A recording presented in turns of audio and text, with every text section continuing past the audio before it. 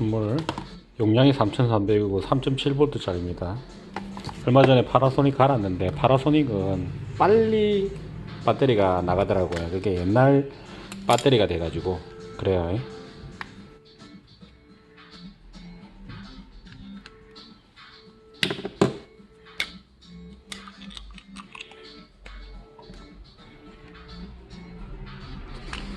옛날에 쓰던 기계들은 좀 모터가 좀 같으면은 같이 좀 쓸 수 있겠는데, 예전 바리깡들은 볼트 수가 낮아요.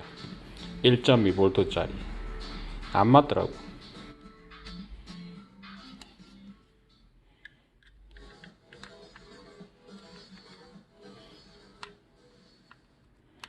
이례적인 11월 한파에 날씨가 한겨울로 옮겨졌습니다. 네, 하루사이 기온이 20도가량 크게 떨어졌는데요. 내일은 오늘보다 더 춥다는 예보입니다. 김재훈 기자의 보도입니다. 동창군이 점령한 아침 출근길. 갑자기 추워진 날씨에 짐들이 발걸음을 재촉합니다. 두꺼운 패딩 점퍼에 목도리까지 꽁꽁 싸맸지만 매섭게 불어오는 찬바람에 몸은 연신 움츠러듭니다. 포근했던 날씨가 하루 만에 한겨울로 돌변했습니다. 강원 철원 인남면의 기온이 영하 17.1도, 서울도 영하 6.9도까지 뚝 떨어졌습니다. 서울은 전날보다 아침 기온이 16.2도나 급락했는데 관측 이래 9번째로 기온 하강폭이 컸습니다. 11월로는 사상 처음으로 전국에 한파 2도가 내릴 수 있습니다. 갑자기 불같이 강한파는 북쪽에서 동쪽으로 나타납니다.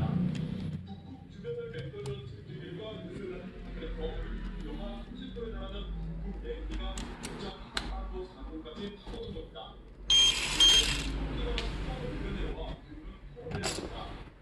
서울의 아침 기온이 영하 10도 안팎까지 떨어지겠습니다. 찬공기가 따뜻한 바다를 지나면서 사회상에서 운동을 시작합니다. 공동체에 영향을 받는 서해안을 중심으로 11월 30일, 12월 1일 새벽까지 다소 많은 눈이 예상됩니다.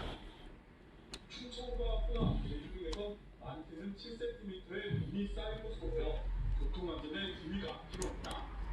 기상청은 이번 주는 주말부터 미끄러질 것으로 전망했습니다. 연합뉴스 TV 김재훈입니다. 화물연대 사업으로 건설연장 공사 중단 사태가 시작됐습니다. 예상외 공사 현장에서 레미콘 파손이 발생했는데요. 이렇게 레미콘 파손을 찾을 수 있는 잘못을 전국 900여 공사에 59%를 차지한다는 정부의 투자입니다. 화물연대 사업으로 2,500여 명에게 업무 개시 명령을 내렸고 350명은 정상으로 이어질지는 지켜봐야 하는 상황입니다. 이런 가운데 정부와 화물연대 간 2차 협상도 결렬되면서 상황은 더욱 안개 속으로 접어드는 모습입니다. 예, 파업에 따른 전반 피해가 커지면서 정부가 업무 개시 명령 확대 가능성을 아이고 씨. 네, 파업 여파가 전유와 철강 업계 등 산업계 전반으로 확산하는 과정에서 정부가 업무 개시 명령 확대 가능성을 밝혔습니다. 오전까지 유류가 품절된 주유소는 전국에 23곳이지만 최대 2주 정도인 주유소 내 저장 공간을 감안했을 때 다음 주부터 기름 부족 사태 본격화가 불가피한 때문입니다. 피해 수수에 바쁜 화학 제철단지를 비롯해 석유화학 안전운임제 연구화와 전동회사 확대를 요구하는 화물연대 파업이 일주일째 이어지고 있습니다. 네, 정부는 3년 연장 외에 받아들일 수 없다며 사상 처음으로 업무 개시 명령까지 발동을 했는데요. 강대강 대치가 이어지는 가운데 산업계 피해는 계속 커지고 있습니다. 오늘 권혁중 경제평론가 또 이승훈 변호사 두 분 모시고 자세한 내용들 살펴보도록 하겠습니다. 어서 오시죠. 어서 오십시오. 네, 말씀드린 대로 화물연대 파업이 일주일째 진행되는 가운데 정부와 화물연대 간의 강대강 대치가 계속해서 이어지는 모습입니다. 일단은 화물연대 파업이 계속해서 이어지면서 특히나 휘발유 부품들 봤을 때 21개소 정도가 됩니다. 근데 사실 지금 본다 그러면 어느 주유소가 이제 빨리 기름이 소진되느냐, 바로 수도권 중심인데 바로 회전율이 좀 빠른 곳이거든요. 그러다가 이제 정부가 그래서 바짝 긴장을 하고 있다 보시면 되겠고, 산업부가 지금 바라보고 있는 주유소 대부분은 인수라이나 파워스 같은 경우는 11분을 바라보고 있습니다. 이게 다 소진되면 사실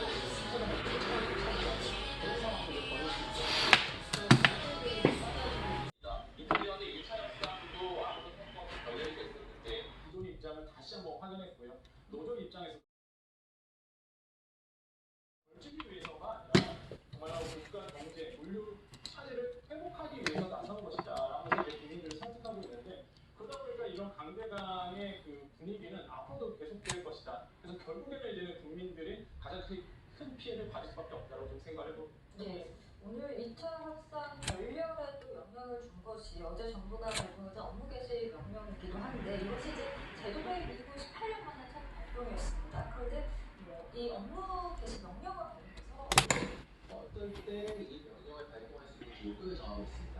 그런데 이것을 살펴보면 운수 사업자가 정당한 사유 없이 집단으로 운송을 거부할 경우가 있고요.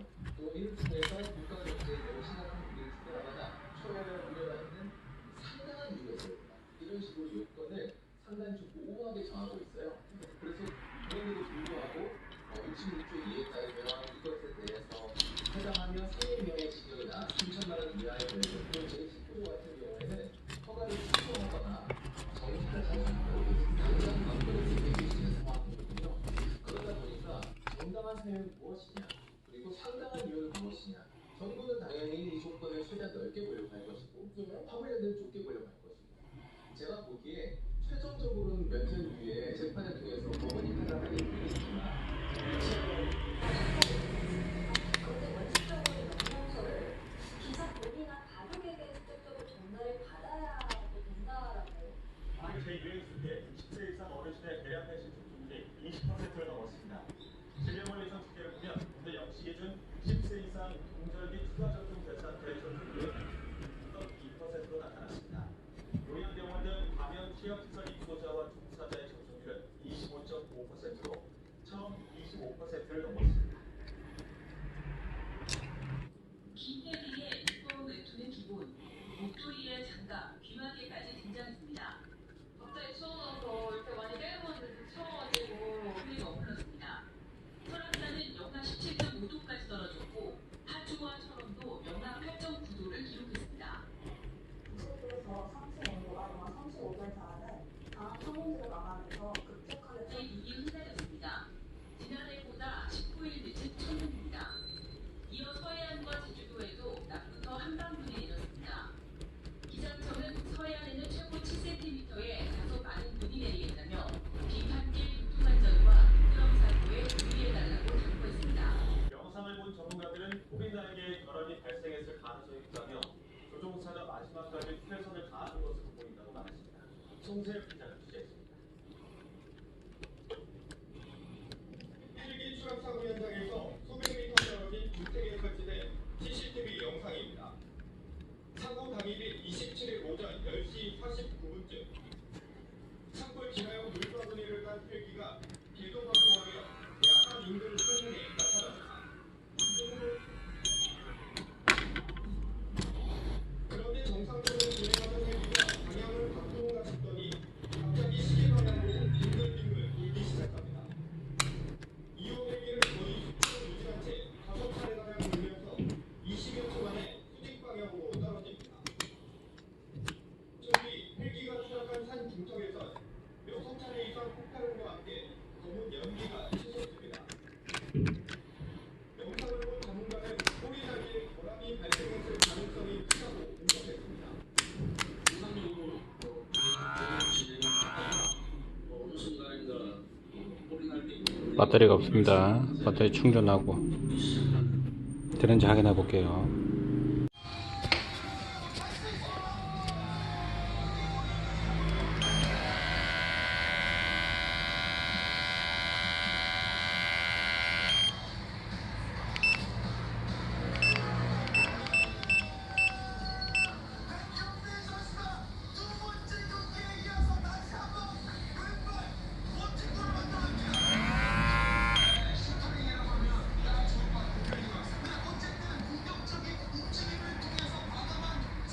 잘 됩니다.